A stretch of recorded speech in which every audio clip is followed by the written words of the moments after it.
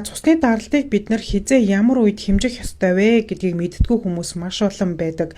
Тэгэхээр хүмүүс даралтыг ямар үед хэмждэг гэхээр толгой өвдсөн, шилэн хүзүү хөшсөн, ууралсан, стрессцэн, өөрөөр хэлбэл бидний бид ямар нэг байдлаар шинж тэмдэг зовир илэрхээр л даралтаа үздэг. Ингэж үзээд даралт өндөр байх юм бол даралтны юм уугаад түүнээс ямар нэг байдлаар бидний бид зовир байхгүй тохиолдолд ерөөсөө даралтаа үздэггүй, эмч удаггүй.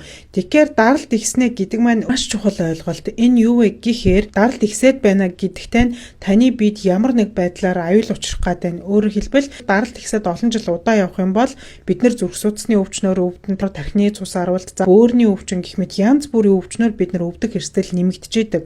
Тэгэхээр даралт ихснэ гэдэг маань танд ийм аюул үүсгээд байна, та ийм өвчнөөр өвдөх гээд байна шүү гэсэн дохио байж болдог гэсэн үг байх нь байна. Тэгэхээр даралт ихсэх өвчин гэж бид нар юу гэлдэг вэ гэхээр ямар нэг ачаалал аваагүй маш тайван байх та. Өөрөөр хэлбэл бидний бие хаа нэгтээ өвдөөгүй, стресстэйгүй, уурлаагүй ийм тайван байгаа үедээ бид нар даралтаа үзэхээр бидний даралт хэвийн хэмжээнээс дээшээ байхыг бид нар даралт ихсэх өвчин гэж үзээд байгаа юм. Тэгэхээр бид нар саяын гадны хүчин зүйл, өөрөөр хэлбэл уурсан, стрессцэн, толгой өвдсөн ийм тохиолдлуудад бид нар даралтаа хэмжих юм бол тэртээ тэрэнгүүл бидний даралт өндөр гарна гэсэн үг. Тийм болохоор эмчнэр даралтыг хизээ хэмж гэж хэлдэг вэ гэхээр өглөө босоод 0 орж гарч ирээд кофе уухгүй, тамхи татахгүй 5 минут тайван сууж байгаа даралтаа үзхийг зөвлөдөг. За тэгээд хэвийн даралтыг хэд байд юм бэ гэд хүмүүс асуугаад байдаг. Ер нь бол хүмүүсийн хэвийн дундаж даралт 120-80 байдаг.